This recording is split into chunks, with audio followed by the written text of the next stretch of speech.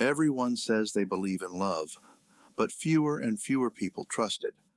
We joke about situationships, we swipe, we ghost, we build walls, and then we wonder why we feel alone. So here's the hard opening. If love is dying, we are the ones killing it. Not with hatred, but with habits. Habits that make love impossible. And if that makes you flinch, stay with me, because the end of love is not inevitable, but it is the road we're on unless we turn around. Start with a simple question. What is love really? Strip away slogans and songs, and love is the steady decision to seek the good of the other as other, come what may. It isn't a passing mood or a surge of chemicals or a highlight reel of perfect dates. Feelings matter, chemistry matters, desire matters, but they are waves. Love is the shoreline that remains when the waves recede. If your definition of love cannot survive boredom, disappointment, sickness, aging, and misunderstanding, it isn't love. It's adrenaline with good PR. Here's your first jolt. Modern culture trains us for intensity, not fidelity. We know how to spark connection in 5 seconds. We don't know how to keep it for 5 years. We know how to impress strangers. We don't know how to love one person through all their seasons. We chase butterflies, then complain when they fly away. And the deepest part of you already knows why you're tired. Because you were made for depth, not recycling new first dates. Look at the habits that quietly end love. Habit 1, the marketplace mind. When everything is a product, people become products too. You sort, compare, upgrade, discard. You optimize your brand. You test options. You keep one foot out the door in case something better comes along. But love cannot grow where comparison never stops. The human heart does not blossom in a market. It blooms in a garden. Soil, patience, pruning, and seasons. If you treat persons like apps, you will never download peace. Habit 2, the tyranny of preference. We say authenticity means being true to myself, but often we just mean I refuse to be uncomfortable. Real love asks for conversion. Less ego, more gift. If you never let your preferences be shaped by the good of another, you won't become more yourself. You'll become smaller. Freedom without covenant is just drift. The most alive people you know are not the most uncommitted. They're the ones who chose something worthy and then let that choice reshape them. Habit 3, the addiction to novelty. We are a people trained to tap for the next hit. New clip, new face, new thrill.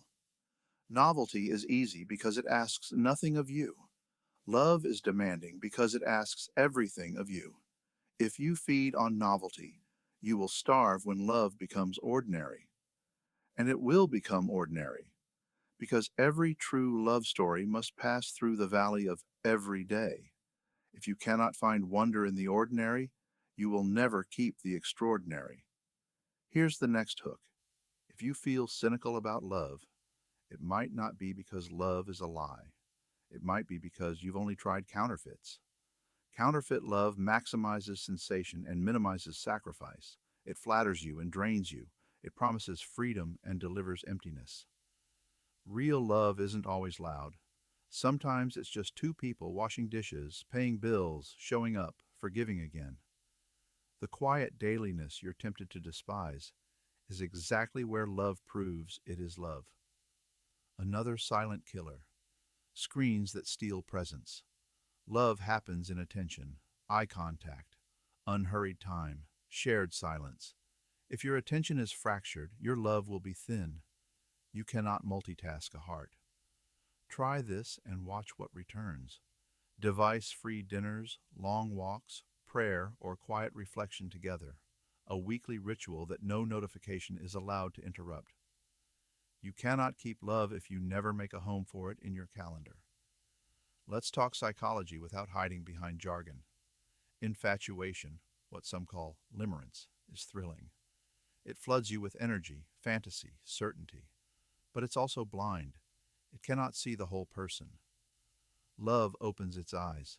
It learns the other's story, wounds, quirks, and limits. It chooses them anyway. Attachment matters too. If your history taught you that people leave, you might sabotage closeness without knowing why. Courage here looks like this: name the wound, seek healing, and refuse to make a new person pay for an old person's damage. Healing is not opposed to love. It is part of love's work. Now, the moral core, and it's simple. Love and truth are inseparable. If you lie, if you hide, if you weaponize ambiguity, love rots. Honesty is not dumping every thought. It is refusing double lives. It is aligning words, body, and promise. A relationship cannot stand on feelings alone. It stands on trust. And trust is just truth remembered. If you keep tiny secrets, you are building a tiny future. If you want a great love, practice great truth. What about compatibility? Important but overrated. Compatibility is the soil. Virtue is the gardener. Two wildly compatible people can ruin each other without patience, humility, and courage. Two very different people can build a cathedral with those three. Ask less, are we frictionless, and more. Can we tell the truth? Can we forgive quickly? Can we suffer something together without breaking? Let's name practices that end love so you can stop. Chronic sarcasm that hides contempt. Score-keeping generosity. I did X, so you owe Y. Weaponized silence that punishes. Flirting with escape hatches. Old flames, new DMs, private tabs, and the slow poison of comparison to curated strangers. If you plant these seeds, don't be surprised by the harvest. Now practices that keep love alive, old but undefeated. First, reverence. Treat the other as a mystery, not a project. Curiosity is reverence in action. Keep asking, keep learning. Second, time that costs. Weekly date, weekly service together, weekly rest together. Third, boundaries that guard the sacred. Devices out of the bedroom, no secrets, no harmless emotional affairs, no threats of abandonment in arguments. Fourth, forgiveness as a lifestyle. Quick apology, quick release, no archaeology of old fights. Fifth, shared mission. Couples and friends who serve something beyond themselves don't fold in on themselves. A love that gives becomes a love that grows. But what if I chose poorly? Sometimes the most loving thing is to admit something is not a fit or is unsafe. Love is not enabling harm. It is willing the good even when the good requires distance, counsel, or time. Yet hear this: most relationships don't die because of one dramatic betrayal. They die of neglect. If you're safe, if you share a basic alignment about truth, fidelity, and the meaning of promise, then the path is not mystery. It is attention, repetition, and grace. Faith has something to add without hijacking the conversation. Love is not merely a human invention. It is a participation in something larger than us. That is why we ache for permanence and purity and peace in love, because we sense love is meant to mirror a love that is permanent and pure and at peace. When you pray together, when you ask for help beyond your own strength, you're not admitting failure. You're returning to the source. Even if you are not religious, you can feel the difference between a love that bends always back toward truth and one that keeps excusing itself. One becomes luminous over time, the other becomes clever and tired. Next hook. But I don't feel it anymore. Feelings fade. That's not the end. It's the invitation. Water the roots. Gratitude spoken out loud, small courtesies, planned surprises, shared work, shared rest, shared silence. Don't wait for a grand gesture. 10,000 small gestures stack into a fortress. The movies taught you to expect fireworks. Real love is more like a hearth, quiet, steady, warming an entire house through winter. Consider the body. Exhaustion, alcohol, poor diet, screen overdose. These are not just health problems. They are love problems. Tired people are irritable. Numbed people are unavailable. Distracted people are half there. If you want better love, start with better sleep, better attention, better stewardship of your own soul. Holiness and healthiness aren't the same, but they are cousins. One tends to visit where the other lives. Consider speech. The tongue builds worlds or burns them. Speak blessing, and you will start to feel blessing. Speak contempt, and you will feel contempt. Try a simple rule for 30 days.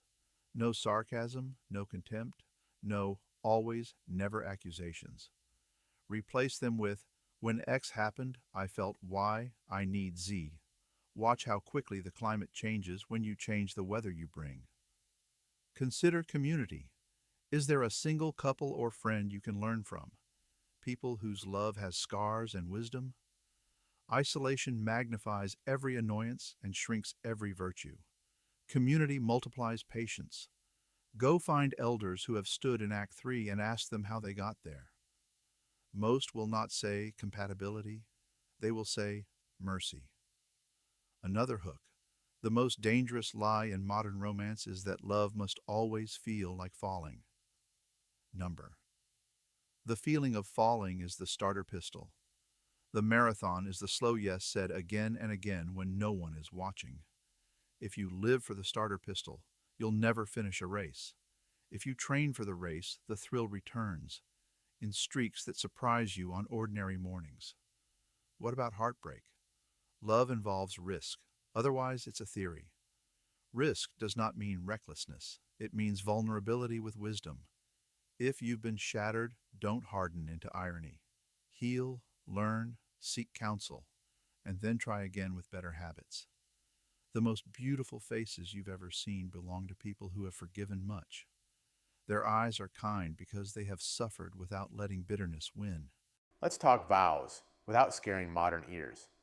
A vow is not a cage, it is a trellis. Vines without a trellis sprawl and break. Vines on a trellis climb and bear fruit. Boundaries make beauty possible. If you fear every promise will trap you, ask yourself who taught you that. Was it wisdom, or was it a culture that confuses running away with freedom? You were made for a freedom that can finally say, I am yours, and I am not going anywhere. That sentence heals generations. Now a concrete reset if your love feels like it's ending. Step 1, a truthful talk. Name what's working and what's not without blame. Step 2, a simple rule for your home. No phones at meals, no secrets and messages, no sleeping on an argument. Step 3, a weekly anchor, 1 hour face-to-face, and 1 hour serving someone else together. Step 4, forgiveness in real time, apologize before the day ends. Step 5, a shared horizon. Write down what you're building, a house of peace, a place for children, a shelter for friends, a small light for a weary world. Put it where you see it. Habits follow horizons. Here's the deepest reason love has not ended. Love is stronger than the things that pretend to replace it. Stronger than dopamine. Stronger than trend cycles. Stronger than fear.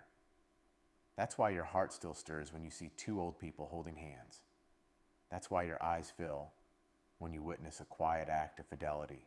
Your soul recognizes home. It isn't naive to want that. It's sane. So no, love is not over. But the ways we've been practicing it are. The era of low-effort love, of endless options and shallow roots, that era leaves people shiny and empty. What comes next is older and better. The renaissance of deliberate love. Less spectacle, more substance. Fewer fireworks, warmer hearts. Not louder, truer. If you're still listening, a final dare. Pick one person today and love them in a way algorithms can't measure. A handwritten note, a meal cooked slowly, a promise kept, a prayer whispered together. That's how empires of cynicism fall, one quiet fidelity at a time. And when your mind says, it's over, love is dead, smile gently and answer, no. Love is a decision, and today I decide. The end of love isn't a headline you have to accept. It's a path you can refuse. Turn around. go home. Build something that will still be standing when the lights and the music and the noise all fade. That's where love lives. That's where you will too.